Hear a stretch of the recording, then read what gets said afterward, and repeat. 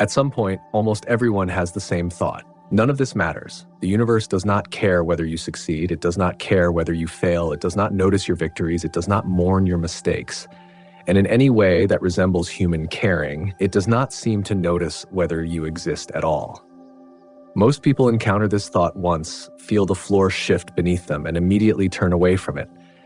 They reach for distraction, for certainty, for something sturdy enough to close the door again. But something interesting happens if you stay with the thought a little longer. Because the indifference of the universe, looked at directly rather than fled from, does not lead where most people assume it leads. It does not end in despair. It ends somewhere stranger than that, somewhere lighter, somewhere that feels unexpectedly like an exhale after holding your breath for a very long time. The absurd and the refusal to look away. In 1942, philosopher Albert Camus published an essay beginning with one of the most startling claims in modern philosophy. He suggested that the only truly serious philosophical question is whether life is worth living. He arrived there through an observation about mismatch. Human beings seem built with a deep hunger for meaning. We want explanations, we want clarity, we want reasons. We want to know that somewhere beyond the horizon of our own confusion, there exists a structure large enough to justify everything. And the universe, as far as honest investigation can tell us, offers none of that in return. Not because it is cruel. Cruelty would imply intention. Cruelty would at least imply that something was listening. Instead, it appears silent, indifferent, unable to answer the question at all. Camus called the collision between these two things the absurd. Not absurd in the sense of comedy or nonsense. Absurd in the sense of a question meeting an answer that cannot actually answer it. And importantly, Camus did not believe this should end in hopelessness.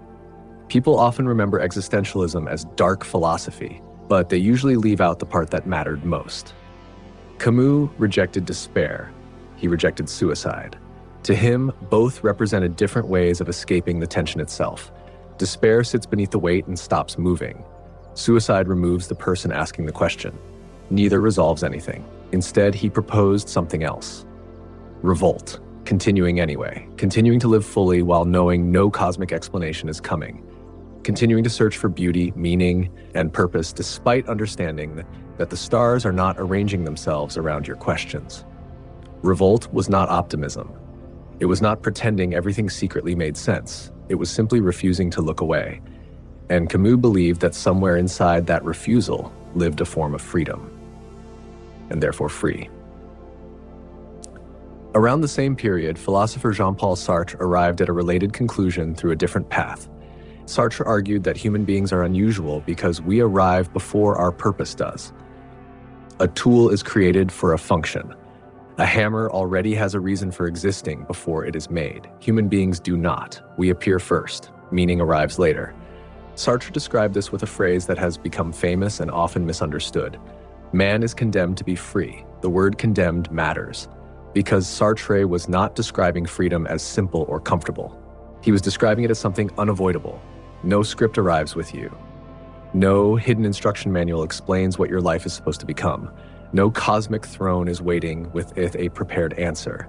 And so every purpose you pursue, every value you hold, every direction you choose becomes something you create yourself. At first contact, Sartre believed this feels frightening. He called it anguish, because freedom means there is no invisible hand moving your pieces across the chessboard, no hidden strategist, no grand design quietly steering you toward checkmate, only you, untethered, unbound, standing on open ground. But Sartre also argued that this same burden is the price of genuine freedom, because meaning handed to you was never fully yours. Meaning built by your own hands is. The fear underneath the fleeing. Modern psychology maps surprisingly closely onto why people often recoil from these ideas. Researchers Sheldon Solomon, Jeff Greenberg, and Tom Pyszczynski developed what became known as terror management theory, building on earlier work by Ernest Becker. The theory proposes something unsettling. A great deal of ordinary human behavior may function as protection against our awareness of mortality and insignificance. Most of the time, these protections are invisible. Careers, belief systems, daily routines, goals, identities. Entire structures quietly reassure us that our lives extend beyond their biological limits, and because these structures work continuously in the background, we rarely stop to inspect them directly. The thought introduced at the beginning of this episode cuts through that entire architecture. If the universe assigns no built-in significance, then many of the structures keeping existential fear at a distance suddenly become visible. And that confrontation can feel deeply destabilizing, which explains why most people meet the thought once and immediately reach for something else, not because they are weak, but because the mind was designed to protect itself. The flip side, the research does not advertise. But there is another side to this research that receives much less attention. Researchers Richard Tedeschi and Lawrence Calhoun, studying what became known as post-traumatic growth, found something unexpected. People who experience direct confrontations with mortality often report distress afterward, but many also report something else. Greater appreciation for ordinary life, closer relationships, clearer priorities, a stronger sense of what genuinely matters to them. When assumptions about unlimited time disappear, something strange can happen. The unnecessary parts begin falling away, like driftwood released from a shoreline, like dust shaken loose from something hidden underneath. People often describe becoming more intentional afterward, more present, more alive. And the proposed mechanism looks remarkably similar to what Camus was describing decades earlier.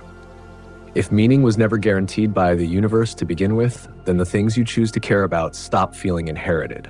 They become authored. They become chosen.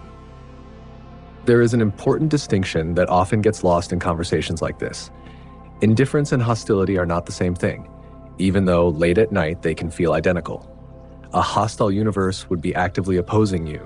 It would be arranging obstacles, punishing mistakes, keeping score. A hostile universe would at least place you inside a relationship. But indifference does none of that. It does not want your failure. It does not want your success.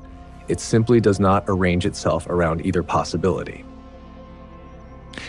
And this changes something important, because many people are not actually afraid of indifference. They're afraid of judgment. They fear that meaninglessness secretly means their suffering was pointless. Their effort was wasted. Their choices were wrong.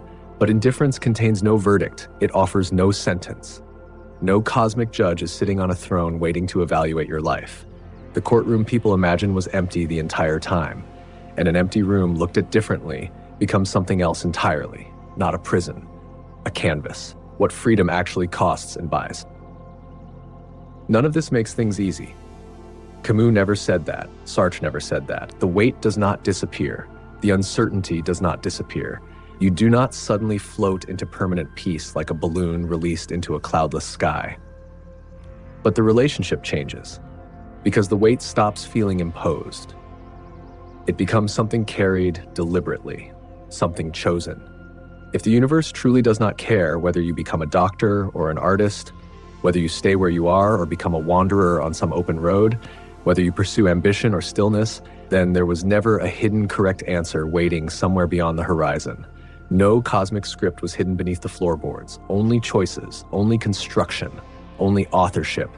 And inside that can be terror, but there can also be liberation.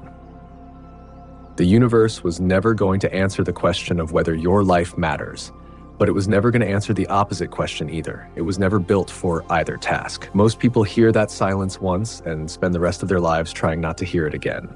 But silence, stayed with long enough, begins changing shape. Because what first felt like abandonment slowly starts feeling like something else. Weightlessness. Release. The feeling of stepping into open air after discovering the cage door was never actually locked. The universe does not care what you do with the time you have. At first that sounds cold. At first it sounds like emptiness. But perhaps it was never an insult. Perhaps it was permission. Perhaps it was the first gust of wind beneath a kite that had been waiting its entire life to realize there was nothing holding the string. This door opens again soon. Walk through whenever you're ready.